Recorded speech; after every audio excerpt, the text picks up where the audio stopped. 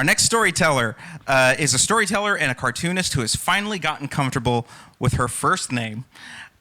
When she isn't telling stories, she draws cartoons for Anoush Talks to Stuff, her webcomic about a girl who talks to inanimate objects, and co-produces the storytelling show The Armenian Power Hour with writer and storyteller Ida Zalelian. Find her and Ida at Anoush Talks to Stuff and the Armenian Power Hour on social media. And you can catch their next show this Sunday at 7 p.m. at QED in Astoria. Best part, you don't have to be Armenian.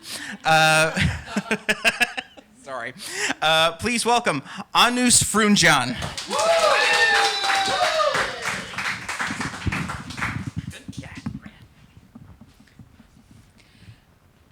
Khrimian Lyceum wasn't your mother's secondary Armenian school. Khrimian Lyceum, Khrimian, ch sound, was the recommended secondary Armenian education for all eligible day school graduates, meeting at St. Barthan's Cathedral in New York City, where Armenian graduates can come together and learn more about Armenian culture, Armenian history, Armenian poetry, traditional songs, dances, and dining etiquette, meeting on one Saturday per month, because that was enough. My parents didn't force me to go to Khrimian. They knew I was really connected to my culture, and they themselves were really involved with the community. Like, remember, this was the era when my mom did all that artwork for the diocese, and when my dad had that recurring comic strip in the Armenian Reporter called Edo and Bedo. But they said at the end of the day, it's ultimately my decision, which is all really nice and good, but I knew that either way, I would still have to be Armenian. Which is such a culture that's so misunderstood and a history that's so unresolved. And remember, this is also the 90s, before System of a Down was System of a Down. And before Kim Kardashian was Kim Kardashian product, when my only means of survival as a new middle school kid was to try to make one whole friend and to not scare anyone away with my first and last name. So I thought, at this point, I already understood misery so well that an extra Saturday wouldn't make a difference. So I said, okay, I'll go. So how it worked was, on those Saturdays, we'd meet at Holy Martyrs Armenian Church in Bayside, New York, and get on a bus. Because that's what Armenians do, they get on buses. Like, if there's a screening of an Armenian film that nobody knows about, we get on a bus and we go see it. If there's a demonstration at Times Square that nobody knows about, we get on a bus and we bring lamb sandwiches. If we have tickets to see the Cher show, bus. So there we have 3 buses from 3 Armenian churches, all going to St. Barthan's Cathedral, the mothership, where all these Armenian kids meet in the auditorium to be greeted by Silva Der Stepanian, the school's headmistress, who greeted everyone as if she were Angelica Houston from The Witches, and whose inspiration for hair, makeup, and jewelry was drawn from actual Cleopatra. So she welcomes us in, and she reads us the Khrimian Lyceum rules and regulations. Rule and regulation. Which is kind of like your basic, no more than 1 earring in each ear, no chewing gum, no mini skirt, no snicker, and no jean. So once that was all established, we went on to choir practice.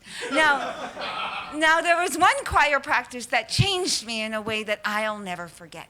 And there we were in an empty auditorium on the stage learning to sing the song Hingala, which, as you know, is about an abandoned shepherd who's sad and alone because he's Armenian and who has to keep himself happy by remembering happier times. And when you get to the chorus, you have to sing the word Hingala a couple of times.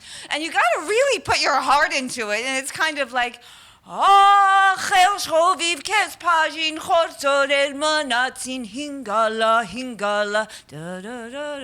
on and so on. So I'd never heard the word Hingala before. I mean, I spoke fluent Armenian, but I never heard my dad say it. I'd never heard it in any conversation, and I was hoping that it wasn't just gibberish, because, I mean, we're already so misunderstood. I mean, I thought, could we afford to be singing words that don't make sense? But Anyway, so I raise my hand and I interrupt Maro Partamian, who, as you know, is the world-renowned mezzo-soprano. And I say, Maro, I have a question. I'm sorry. Is hingala a word? And she says, no. And I go, then does it mean anything? And she goes, it does not mean. And I go, okay, so why are we singing it then? Because then she goes, because it's in the song. And I go,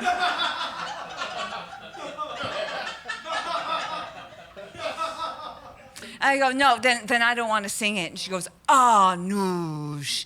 And I go, no, I'm heavily Armenian. I just started middle school. I'm trying to understand Nassau County. And I only pretend to know what a lacrosse stick is. And I just don't have any more room in my life for something that doesn't make sense. And she goes, Anoush, American songs have words in them sometimes that don't make sense. And I go, no, they don't. It's American songs. No. And she goes, yes. And I go, okay, can you give me an example? And she thinks for a minute, and she goes, Hingala. And she goes, it's like shubab, shubab. And she did the shimmy too. She did the shimmy, and we all laughed. We laughed really hard, and it was the first time anyone ever laughed at St. Vartan's Cathedral. And I was also really moved because I love the Ronettes. I love all the 60s girls groups. And I've devoted my life to this cryptic culture, to this cryptic language. And it meant so much to me to finally have an Armenian teacher who could speak to me in mine. And after all the anxiety and fear of dying alone started to chip away, for one brief moment, I was just a kid singing a song. Thank you so much.